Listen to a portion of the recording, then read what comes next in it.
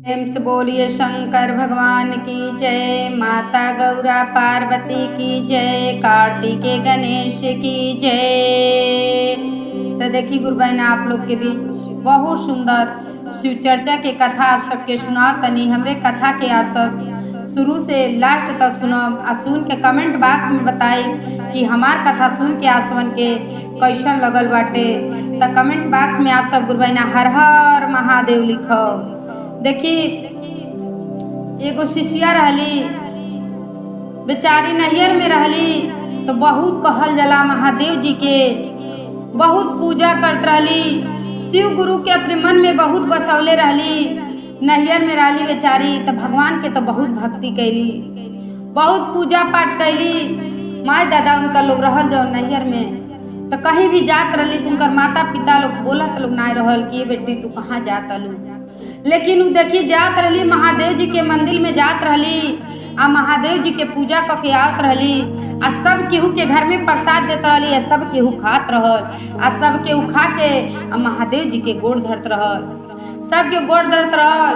बेचारी के पूजा कैले से उनके नैहर में इतना धन हो गई, इतना धन हो गई कि बेचारी के अब कहल जला कि केहू भी बेटी देखी गुरबैना, केहू भी बेटी अपने घर में सियान ना रखी।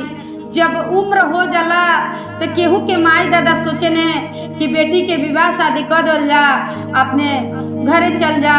देखी केहू के बेटी भारी ना होली, लेकिन सब समय करावेला। जब समय लड़किन के जब समय हो जाई तो माई दादा के बियाह शादी करे पड़ जाई।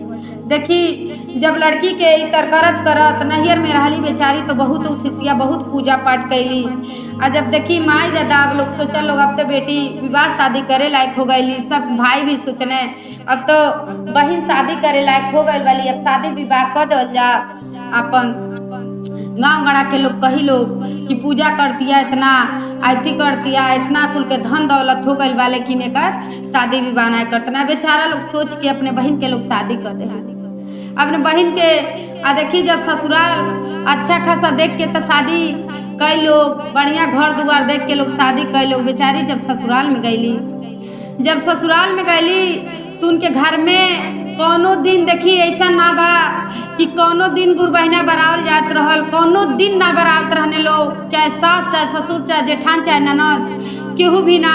तहाँ कि यहाँ इनकर पति देव जो रहने, इनकर पति देव भी ना कुछ मानत रहने। बेचारी मन में एक दिन कहली अपने पति देव से कि एक बात कही, कहने कह का कह तलू तैसन सब केहू तो ना कही पाए कुछ, लेकिन आपसे एगो अपने दिल के बात कहतनी। कहली का कहतने का कहली कि ऐसा करती कि अब सोमवार के दिने कुछ खैती ना। कहने तू अयलू और ढोंग करे कमंडल करे ढोंग अयलू करे। कहली कि देखी इतना बात कहनी तो आप लगनी डांटे लगनी ने ना बात। कहली कि ऐसा बात बा, देखी हम महादेव जी के बहुत पूजा करेनी आ महादेव जी हमरे नैहर में हमके सब कुछ देले बाने आ येहू जो सब कुछ देखी दी है, लेकिन बात ही नहीं मानने। देखिए अपने मेहरारू के बात ही नहीं मानतने, अपने मैये दादा के भौजाई के बात ही मानतने, अपने मेहरारू के बात ही नहीं मानतने। अब इतने बात कहले खातिर अपने मेहरारू के बात अपने माई से जाके कहने। माई कहली कि 2 दिन के नवी नवेली दुल्हन आयल बाटे आ बहुत ज्ञान तू देवे आयल बालू, आज ले हमारे घर में केहू ऐसा कुछ सोचबे ना कल, तू आयलू 2 दिन के नवी नवेली दुल्हन आ कहत अलू। कहली नहीं कहलिए मम्मी चली गलती हो गई, अब ना कह फिर से ना कह कुछ। एक दिन उनके मन में फिर बहुत 2-4 महीना के बाद बेचारी के मन में आयल थोड़ा सा उनके दर्द पीड़ा शरीर में भइल। कहली पति देव से कहली एक बात कही आ ले चल तनी तनी भोले जी के मंदिरवा पे ले चलती, तनी हमके पूजा करा देती, पूजा कर लेती तो महादेव जी से मिल के तनी चले। कहत तने आयल वाली ते ये महादेव आज ले हमारे घर के पूजा करे गईबे ना कलती आयल वाले पूजा करे। देखी बेचारी के मन में अब इतना कष्ट होता कि देखो ये ऐसा घर हमारा भेटा गई कि हे महादेव जी इतना आपके भक्ति कैनी, इतना आपके पूजा कैनी, हमारे साथे आप ही क्या करतनी। बेचारी के दुख तो महादेव जी तो हर लेनी, लेकिन देखी वो शिष्या के कितना दुख बाटे। उस शिष्या के देखी केहू कुछ समझत ना बा, घर में सब करतली सब कुछ करतली, लेकिन देखी एक संतान ना बेचारी के पैदा होता। एक संतान नहीं पैदा होता, और संतान जब नहीं पैदा होता तो और उनकर घर में मान सम्मान सब घट गइल बा, सब घट गइल बा। तहाँ कि उनकर पति देव भी ना मानता ने।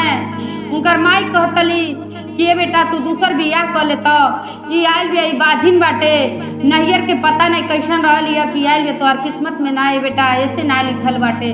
बेचारी अब उनके मन में इतना दुख होता, इतना कष्ट होता, लेकिन कहल जला कि माई दादा से कुछ कहत नहीं बाटी, सब महादेव जी से कहतली कि हे महादेव जी आपके इतना हम पूजा कैनी इतना, लेकिन हमारे नैयर में सब कुछ देनी, लेकिन ससुराल में अमी तो हमके काहे इतर पड़तनी हमारे साथे। हमारा आखिर में हमरे में कौन कमी बा कि जौन कमी होखे तौन तू हमके बता दो।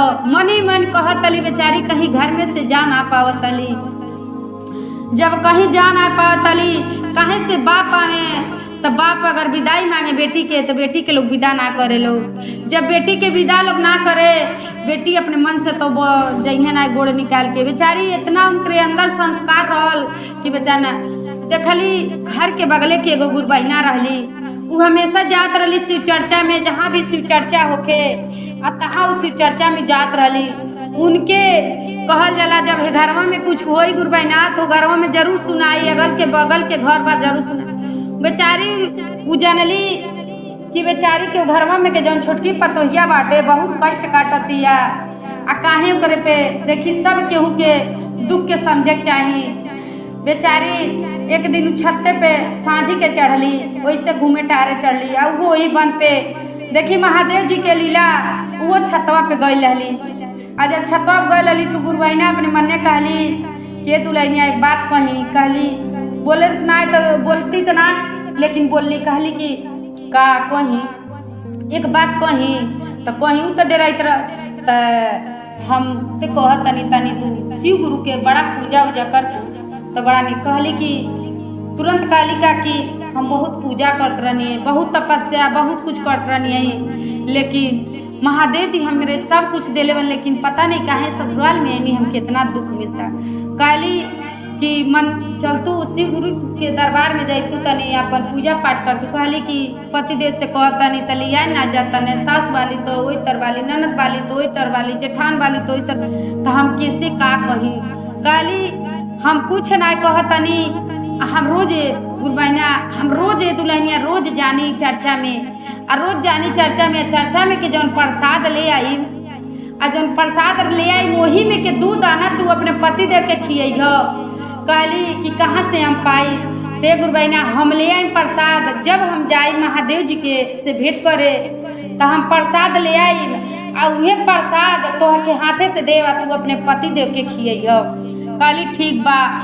बेचारी इतना बात कह के डेरात तो उतर अली, नीचे चल अली, आ नीचे आके अब रात भर सोचत अली कि अब कैसे उनसे हम प्रसाद लेब, कैसे उनसे भेंट होई।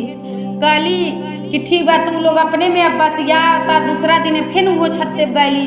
अब प्रतिदिन को करिए काम हो गए, अब टाइम ही लोग बांध ले रहलू, का करत रहली जात रहली चर्चा में, आ चर्चा में से आवत रहली तो जौन प्रसाद होत रहल दूध दाना देत रहली, तो एक दाना अपने खात रहली, एक दाना अपने पति देव के खियावत रहली, पति देव के देत रहली, कैसे दे देत रहली अपने पति देव के।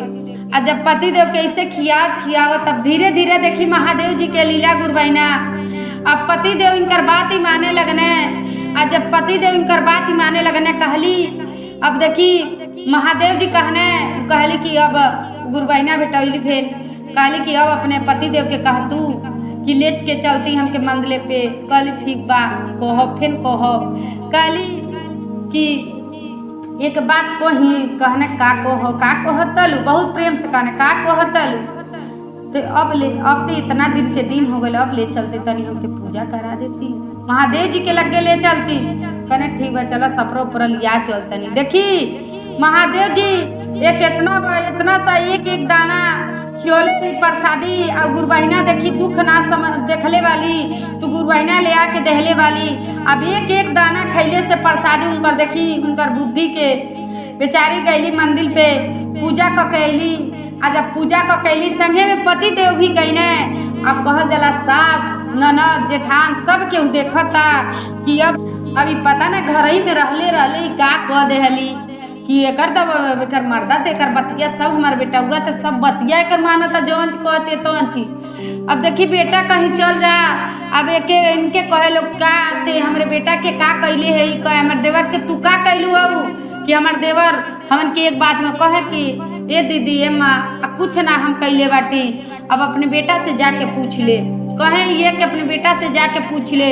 अब देखी थोड़ा सा इनके सब के कहल जाला गुरु बहिना कि जब मर्द ठीक रही है तो घर में परिवार रह जाइए, जब मर्द ना ठीक बने तो घर में परिवार ना रह पाई।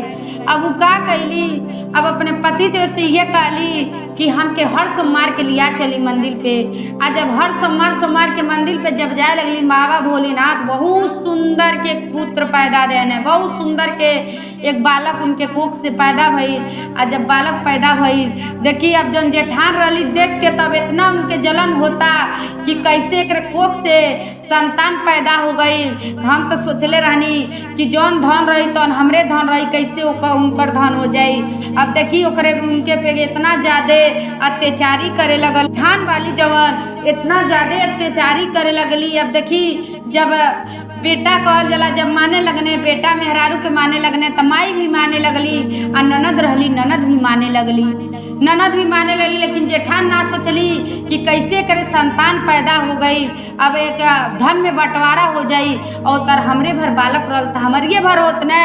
अब देखी जेठान अब दिन रात इनके पे कहल जाला अत्याचारी करे लगली दिन रात। जब घर में ना केहू रहे तो इनसे बहुत झगड़ा करे, लेकिन कभी भी अपने पति देव से कहे ना कि जो राउर भाभी बानी बहुत हमसे झगड़ा करेनी। लेकिन देखी सब महादेव जी के लीला हो कि अगर हऊ जेठान कितनो सोचली कि हमार देवरान के लड़का ना होके कुछ ना होके, कितनो सोचली कुछ सोचली, लेकिन देखी कभी भी केहू के सोचल ना होला, केहू के सोचल ना होला। अगर हम मन से भगवान के भक्ति करो, महादेव जी के पूजा करो, केहू अगर आपके साथ देता तो बहुत अच्छा बाटे। तो भगवान के भक्ति कल कहीं ना जाला, महादेव जी के पूजा पाठ कल कहीं ना जाला। तो आप सब गुरु बहिना देखी अगर महादेव जी के कहीं भी चर्चा होत रही, महादेव जी के कहीं भी चर्चा होत रही, महादेव जी के कहीं भी प्रसाद बटत रही तो जरूर आप सब एक दाना लेके खा ले। आज जब देखी आपके महादेव जी कितना ज़्यादा आपके धन दौलत हर चीज़ से आपको मुक्त करें। देखी महादेव जी से ये सब कहल जाला कि हे महादेव जी के लगे देखी तन मन धन तीनों लगा के आ महादेव जी के पूजा कहल जाला। महादेव जी आप सब पे कृपा करम। हर हर महादेव।